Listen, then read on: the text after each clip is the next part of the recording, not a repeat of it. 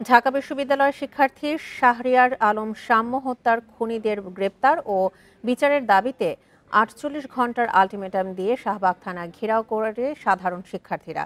থানার ঊর্ধ্বতন কর্মকর্তাদের সাথে প্রায় ১ ঘণ্টার আলোচনা শেষে শিক্ষক ও শিক্ষার্থীর প্রতিনিধি দল আগামী রবিবার সকাল পর্যন্ত সময় বেঁধে দেন। পরে বলেন, দোষীদের গ্রেপ্তার না হলে কঠোর কর্মসূচির ঘোষণা করা হবে। মঙ্গলবার রাতে সোহরাওয়ার্দী উদ্যানে নৃশংসভাবে খুন হন ঢাকা বিশ্ববিদ্যালয়ের শিক্ষার্থী ও ছাত্রদল নেতা শাহরিয়ার আলম সাম্য।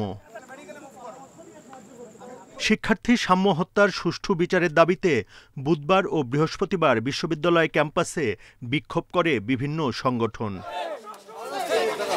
শুক্রবার সকালে রাজু ভাস্কর্যের সামনে অবস্থান নেন সাম্যের সহপাঠী, অন্যান্য শিক্ষার্থী ও বিশ্ববিদ্যালয়ের শিক্ষকরা।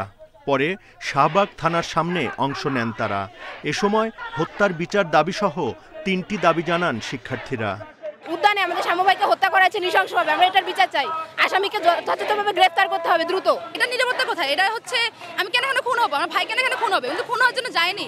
আমরা আপাতত বহিরাগত এবং এই যে উদ্বাস্তু মানুষ এদের মুক্ত ক্যাম্পাস চাচ্ছি।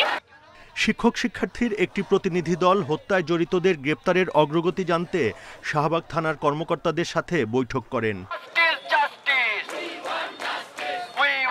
প্রায় ১ ঘণ্টা পর প্রতিনিধি দলটি জানান, আলোচনা ফলপ্রসূ হলেও অগ্রগতি নিয়ে সন্দিহান তারা।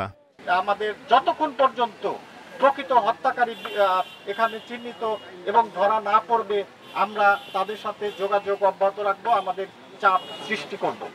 পরে শিক্ষার্থীরা জানান, বেঁধে দেয়া ৪৮ ঘণ্টা সময়ের মধ্যে খুনিদের গ্রেপ্তার করা না হলে রবিবার সকালে আবারও শাহবাগ থানা ঘেরাও করবে তারা।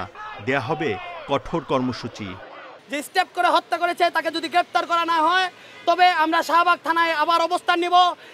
শাহরিয়ার আলম সাম্য ঢাকা বিশ্ববিদ্যালয়ের শিক্ষা ও গবেষণা ইনস্টিটিউটের শিক্ষার্থী ছিলেন। এফ রহমান হলের আবাসিক ছাত্র ছিলেন তিনি। Buddhadeb Kundu, independent news, Dhaka.